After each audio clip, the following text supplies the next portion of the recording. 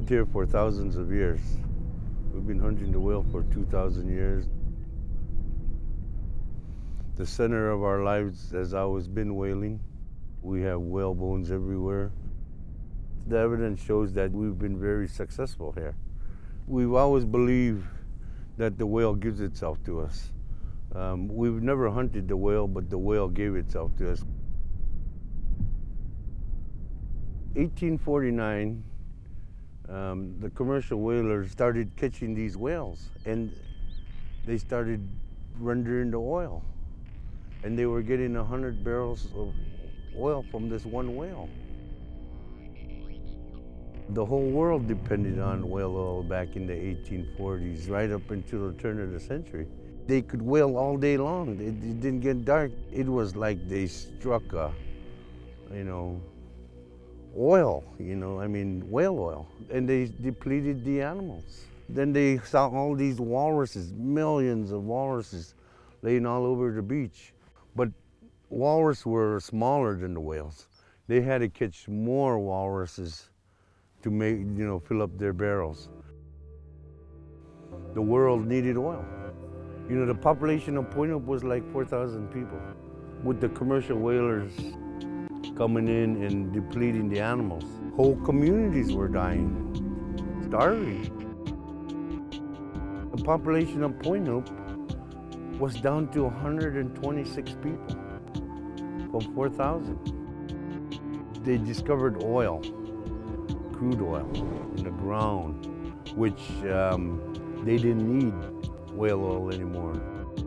The whaling industry died, and then the natives were by themselves again, and the population of Point Hope came back up. Today we're at about 900 people in our community. Virtually all of the Beaufort and Chukchi Sea has been zoned for industrial use, for the oil and gas industry. Here they are going into this last fantastic frontier and homeland of Inupiat people with very aggressive plans to exploit more fossil fuels. This offshore development plan should probably be called the Polar Bear and Walrus Extinction Plan. Basically, it's a blank slate in terms of science for places like the Chukchi Sea. What we do know is that it's probably the most productive high-latitude sea on the planet. In the Chukchi, in the Beaufort, there's a 30 to 50% chance that there will be a major oil spill. And if there is a major oil spill, that one of these communities will likely lose its subsistence resources, and that there will be major cultural and environmental justice impacts. If you told me I was going to walk out the door and be run over by a car and there was a 30 to 50% chance that was going to happen, I'd probably stay home that day.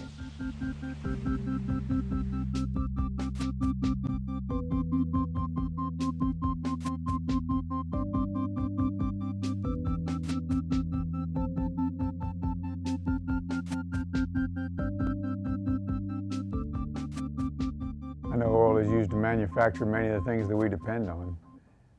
Not only transportation, but many of the containers and things that are important in life, from plastics for baby bottles to diapers to you name it. I think it's probably poorly understood just how much hydrocarbons are involved in supporting our way of life. We see oil companies coming back up this way. They're doing seismic testing looking for oil out in our ocean where our whales migrate. We're being invaded again. Are we going to survive this? Are our animals going to survive this? We feel that it's going to change our lives again. When the commercial whalers were here, the hunger for oil to feed the world is coming back again. We're jeopardizing our way of life again. They have always been flexible. They have figured out a way to survive in some of the harshest places in the world. I believe this is one of a very shrewd and adaptable people. With them working with us can be done in a way that all of us will look back with pride. I honestly believe that they will be satisfied It's a matter of working together, but I have no doubt about this people's ability to adapt and to help us, guide us through this process. No doubt about it. Everything that I know about hunting, I learned from my grandparents and my parents. Well, right now we're waiting for the wind to die down. We've been seeing animals, a few seals here and there. Sometimes the animals run close to the beach, sometimes they run out a little further out in the ocean. I hit the gas and try to keep the boat steady so my brother who's in front shooting, you know, can get off a good shot. If he hits it, I gun the motor and try to get it before it sinks. He harpoons it and then we can tie it up to the side and drag it up to the beach.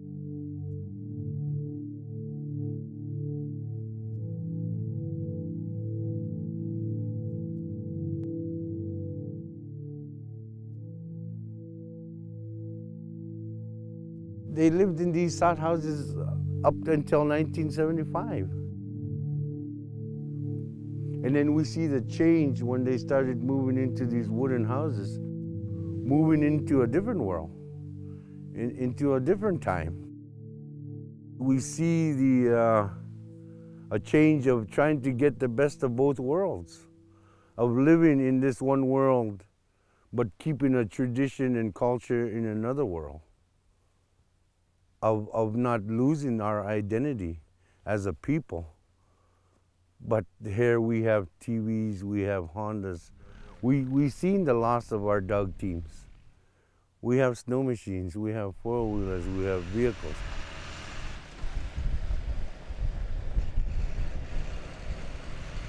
We have planes coming in daily.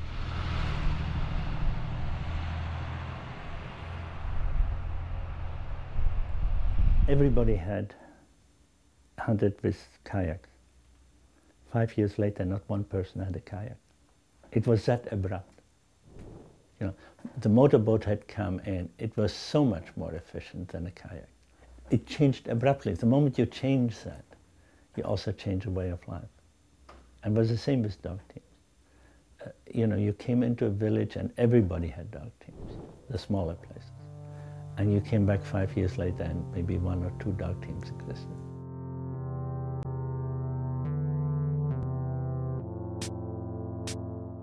When I was growing up, we used dog teams to bring the boat down there on the ice instead of snow machines like today. You had to run alongside the boat so the boat wouldn't crash into the ice. So, it was fun. I had fun doing it.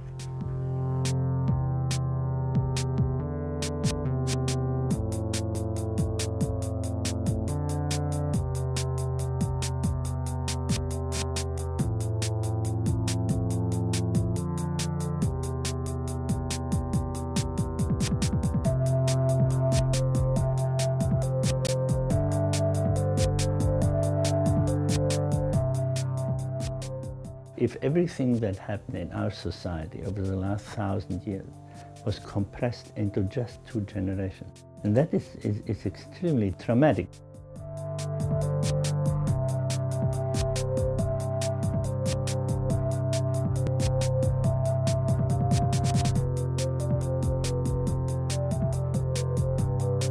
My dad trapped white foxes, and he sell them and buy lumber. One building, I mean, no bedrooms, no kitchen, but it was a happy home. It seems like it was easier for us when there's less people living in a village. Sometimes I miss the old town side. We were just like one whole big family. I don't know what our grandparents would think of this.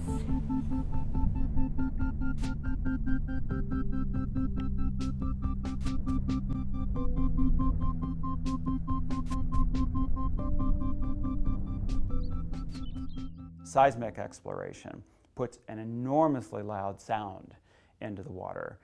Marine mammals are very, very acoustically sensitive. That's sort of their eyes. They don't see very well because water attenuates light very quickly, but it transmits sound for, hundreds if not thousands of miles. These seismic air guns that are used by the geophysical companies to sort of explore for where hydrocarbon reserves may be can be heard by hydrophones several thousand miles away. Whales are very sensitive, particularly because they're very low frequency bursts.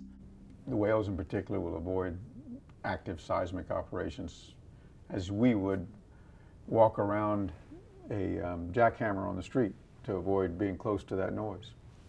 And that for the most part, that the active seismic will deflect them far enough that they're not ever close enough for harm. What is that impact? Is it moving them away from feeding grounds and areas where they really need to be? Does it stress the weaker members, maybe the mothers that have just given birth to calves that are perhaps more physically sensitive to disturbance and to change in routine? Are we having some impact on those animals?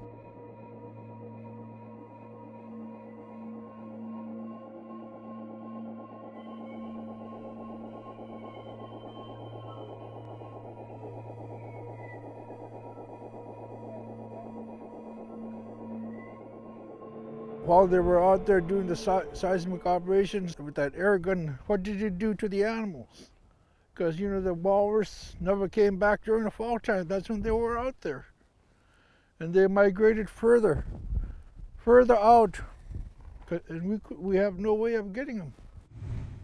Should we find out there was an impact and understand why, the first thing we would do is assure that that didn't continue or didn't happen again. Last year we did see one walrus beach on our beach up here. It's because of this, I think they scared them out, so they had to go further out and go by Point Hope. This year was the first year we hardly had any walruses come up to our point coming back from up north fall time, which is strange. We didn't catch no whales last spring. It was the first time in a long time we never caught no whale. We're a whaling community, but we didn't see any whales. We didn't see any walrus.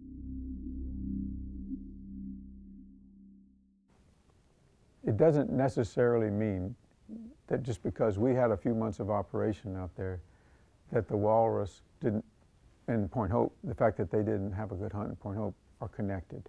It's not necessarily cause and effect there. It's hard for me to see it. I don't write it off entirely because I think the need is to sit down with the people in Point Hope again on this subject and to keep working to try and make sure that we understand their concerns. Walruses are very vulnerable to disturbances from anthropogenic sources. We see animals reacting to disturbance events caused by airplanes or boats approaching too closely. The federal government, the state government, and others have the responsibility of understanding population levels and whether or not, and doing the evaluation on behalf of the public to, really make that decision. Do we know enough to allow this to occur? The Pacific walrus population, the size and composition of it has never been very well known. We have a lot of unknowns. There's a lot more information that we could use to help make sure that these activities don't impact walruses. One of the things that Audubon has been concerned about in our Arctic work is the lack of information and the lack of basic scientific knowledge. And we make in Audubon we use the term science and science-based a lot because we think that ought to be the basis of decision making by government agencies and others. In the Chukchi and Beaufort Sea, the knowledge base in those areas is scant, and and others have been critical of these major decisions in the absence of science, in the absence of good information in terms of the wildlife, in terms of the fishery, in terms of oceanographic detail, all the things that you need to try to scientifically address potential impacts. If you don't know some of the basics about where the wildlife is, or what the ocean currents are, or what's in the ocean floor and where the fish are spawning or migrating from, it's hard to realistically predict impacts, or the next step, to mitigate against impacts. If we don't know what even the elemental population of walrus is, how do we know what impact a particular activity might have on that population?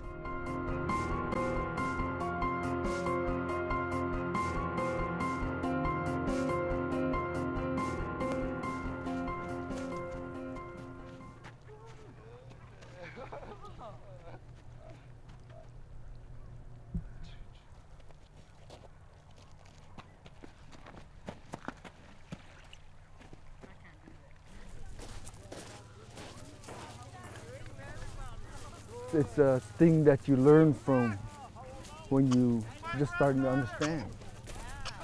I'm what, 46 years old, almost 47, and you know, I still haven't learned everything about our culture. I know a lot, but it's a learning process.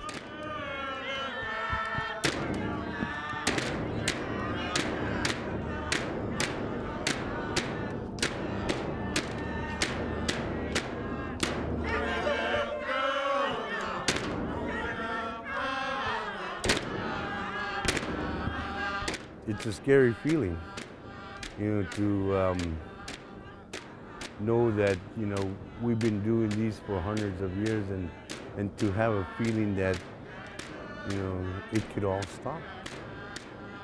It could go away. You know, what are we gonna do? You know?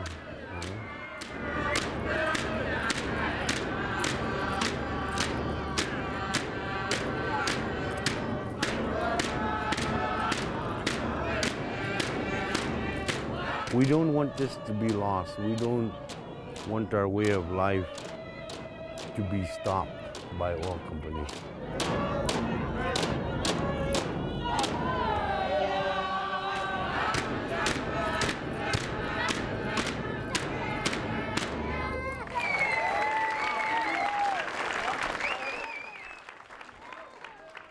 One of these profound ironies, Alaska is an oil state, and it's suffering the most damage from global warming anywhere in the nation, certainly, and one of the most damaged areas anywhere in the world so far. So it's one of those ironies that isn't lost on many people here.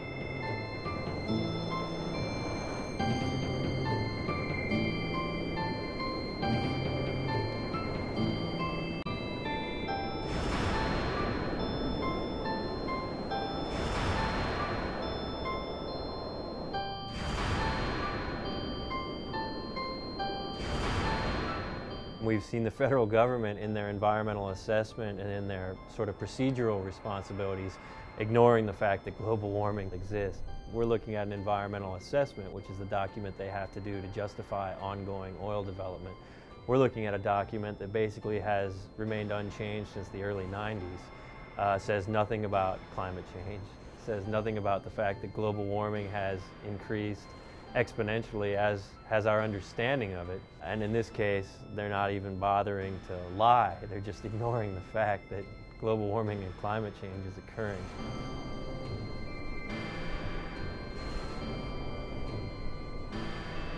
Scientists from the federal government have said that they've seen for the first time polar bears drowning because they have to swim so far to get out to the ice shelf.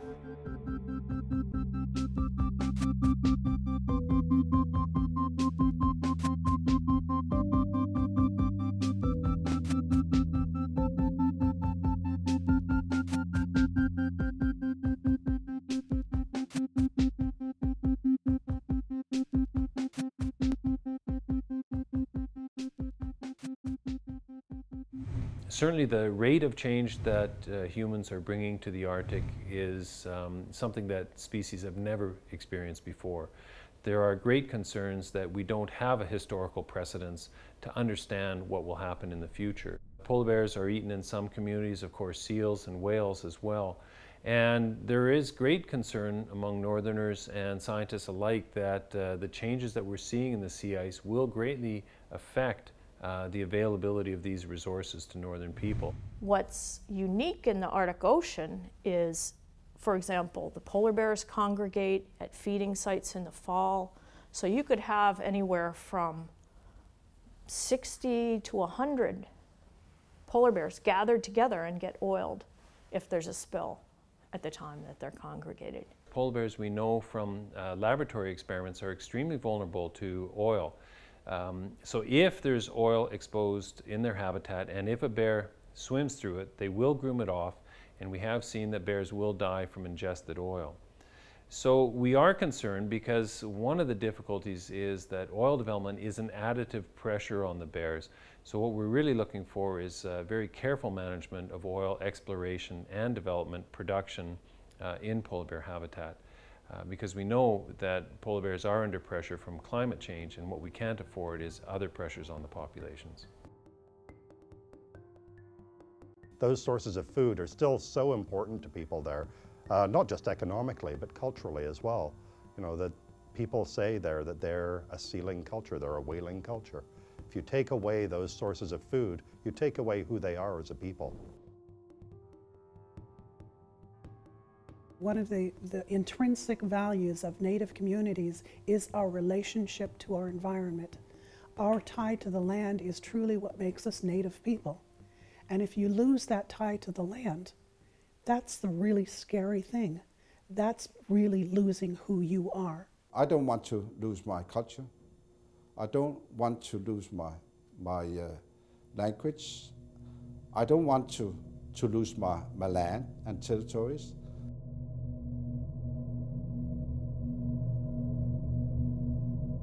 I don't feel that our culture is doomed. It's the morality of the world that are doomed. If we continue the way that we are wasting resources and using the energy that we have, why we allow some cultures to die out and some people to lose their territories and lands, and many indigenous peoples not having their basic human right to exist on this earth. What kind of earth is it? Why should we answer for all of you, for the rest of the world? It's about time that you also answer.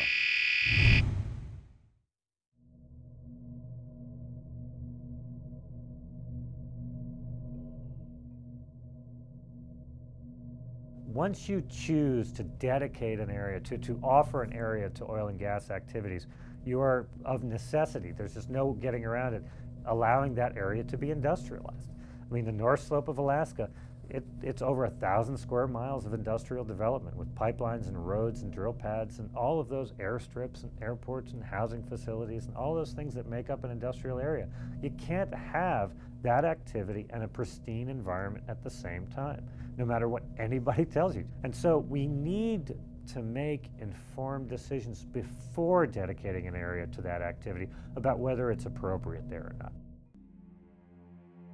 Then the other question comes up, well, can we trust government and industry to do the right job?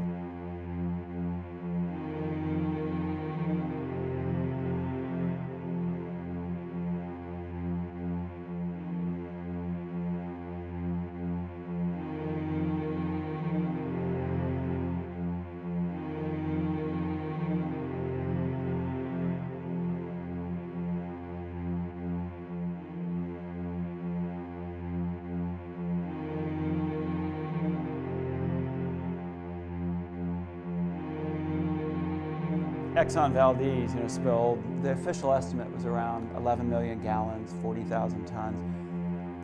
We're virtually certain it was about twice that, but that's almost irrelevant because once you reach a certain volume, dead is dead.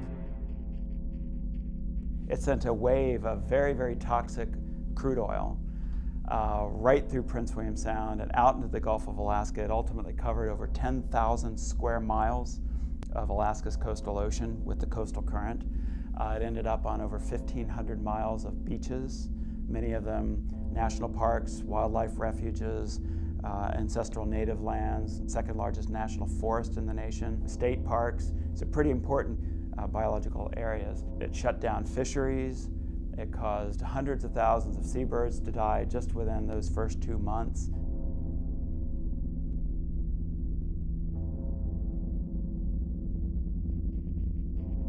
thousands of marine mammals, millions of juvenile fish. It coated the intertidal zone, which is very, very broad within Prince William Sound. You know, we have a 20-foot tidal range in Prince William Sound, so a lot of that oil ended up on the beaches, and it basically sterilized a lot of the beach substrate, the intertidal invertebrate community. Some of it has recovered, but most of the officially listed injured species have yet to recover here 18 years later. If these communities are utterly dependent on natural resource harvesting, which fishing communities and native communities almost always are, and then that is thrown into chaos and uncertainty, which the oil spill certainly did, then you've got a lot of social and sort of psychological diseases. There was 99% increases in post-traumatic stress disorder, 90% increases in general anxiety disorder, over 90% increases in domestic violence. I mean, everything shot up. This just rips communities apart.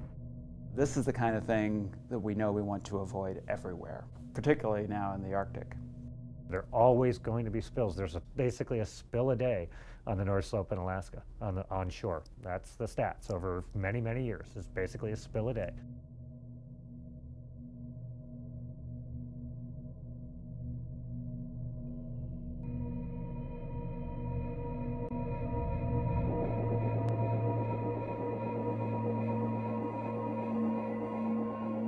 For the next 20 or 30 years, we're going to have sea ice. Maybe not much longer. But in broken sea ice, it's virtually impossible to contain and respond and recover oil from the sea surface, period. They've tried it. There's really no effective way of doing it. Ice wins. Ice is nice as long as you don't upset it. Once the ice concentrations get to the point where you've got so much ice there that it may not even be practical to lower a skimmer into let's say the voids or the spaces between the ice, then what we do is probably ignite the oil.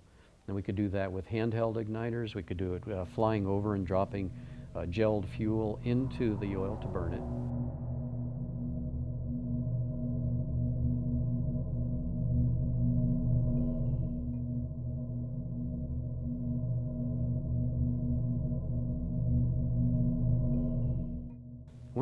We're never going out and claiming that we're going to clean up all the oil. When an oil spill happens, you've lost.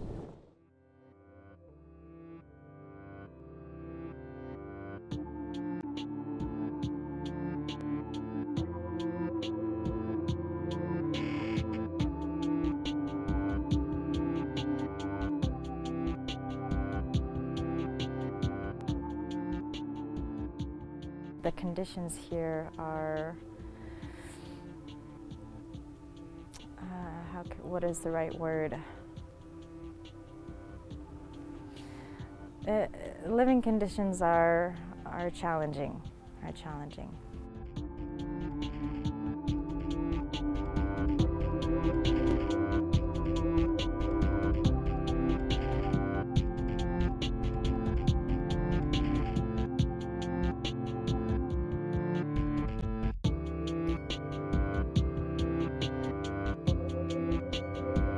We definitely have a lot of people here that are living in poverty or underemployed. Most of their food comes from subsistence resources. They rely on subsistence way of life because there's hardly any jobs in the coastal areas and in the village inland. And you know, to harm what we have is real scary for the community here in Point Hope and the villages out there. This is our life, this is our land, our ocean. God gave this to us. Why do we need oil companies to come out here and to destroy? If there's an oil spill, they'll destroy everything. That's a way of framing the equation that I think is not, in my view, the real conversation. The real conversation about change is how do we evolve together? How do we create the future together to something that is a mutual gain, mutual benefit, something that respects and protects the culture, the environment, and allows progress. So you have a group of people that are concerned, they don't understand, and they want to know.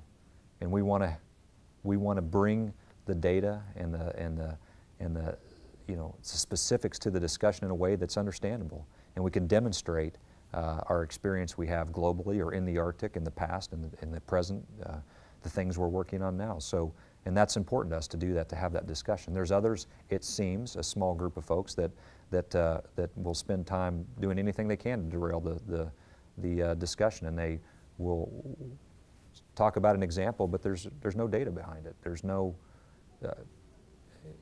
It strikes me as a bit of grandstanding.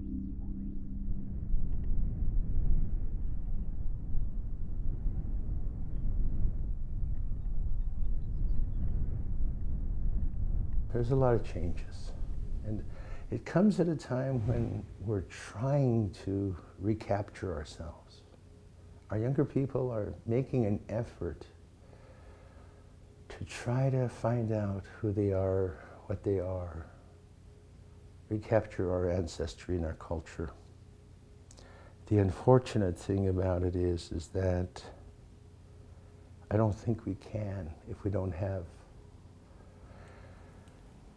access to our foods, and or we no longer depend upon our foods. I think that is what subsistence, hunting, and gathering is all about. It's not so much just a physical satisfaction of the belly, but it's spiritual satisfaction, cultural, emotional, intellectual satisfaction. It's the whole person, and that's what it seems to me sustains a person and sustains a culture, that we have access and depend upon our food. That's what makes us who we are. If it happened, then no. What are we going to do? I mean, what is the oil companies going to do? Are they going to go out there and hunt for us and, find a good, healthy bowhead or a good, healthy beluga, walrus? Are they going to do that? No. They're not going to do nothing. They're going to try to give us probably a measly $1. The probability of it happening is extremely remote. Technology has clearly advanced to where the industry can give us great assurance that it's not going to occur.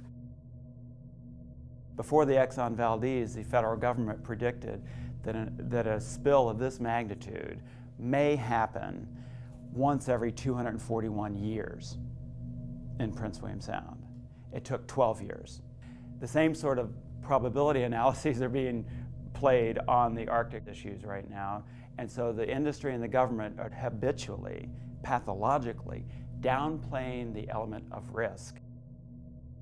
It does strike me as a small group that is, banging their hand on the table saying, you did this, well show me. Show me where we did this. I'd like to know that. So industry says, look, we can do this safely, there's very few blowouts, but there's been a history of blowouts in OCS development. The North Sea has several very serious ones with dozens, 80 or 90 people were killed in one. The Piper Alpha disaster.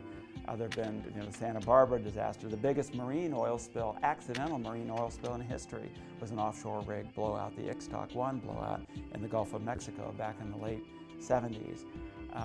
There have been several more in the North Sea. Right now, there's a culture within certain oil companies, like Shell, for instance, of downplaying risk, cutting costs on maintenance and inspections, and even on safety, and maximizing production because the oil price is high. And this is what we are afraid we will see here in Alaska as well. I think you've got to understand, we're absolutely willing to plan for the worst, but we are absolutely determined to prevent it. We put together an oil spill response plan that I think sets us apart. It's a plan that many people have looked at and said, wow, someone has actually put together a credible, actually, quality, believable oil spill plan for the Arctic. You know, any catastrophe is going to have an impact. Huh? The point is not to have the catastrophe. Oh, history repeats. Past is prologue. It's written on the National Archives in D.C. You know, past is prologue. You can't say it any better. We've seen it again and again and again.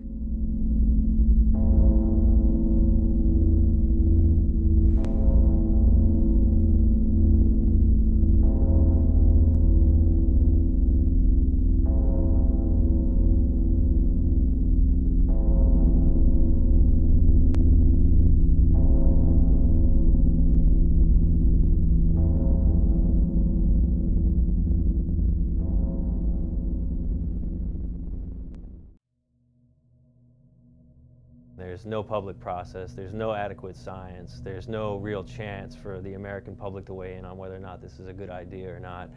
And in fact, it's already happening.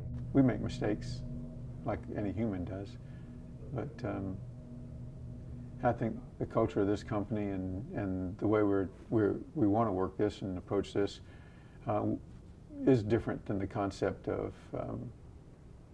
the company is separate from the people. It's not. It's not. But there is a certain humanity about the company as well. A lot of people would get hurt. For me, I know I would, because I love hunting and I love eating our food.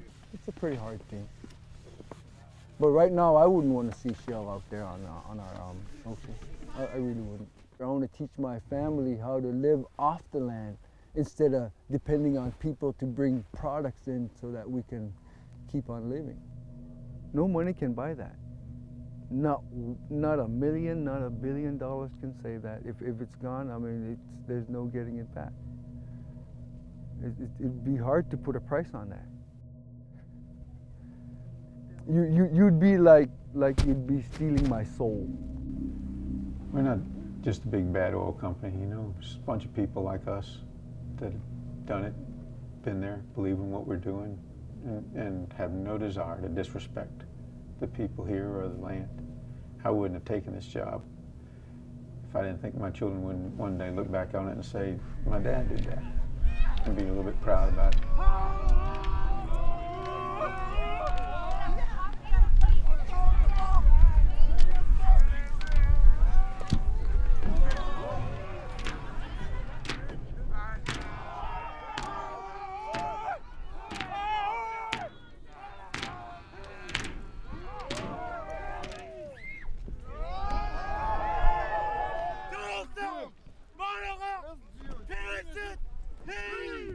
If you put the oil rig out there, I don't know how we're going to adjust to it. I don't know what to expect out of it. I'm scared. I don't know. I could see this eventually dying away. It's our life. It's my life. And I want to live it, and I want to save it, and I want to help our young people learn it. My children, my grandchildren.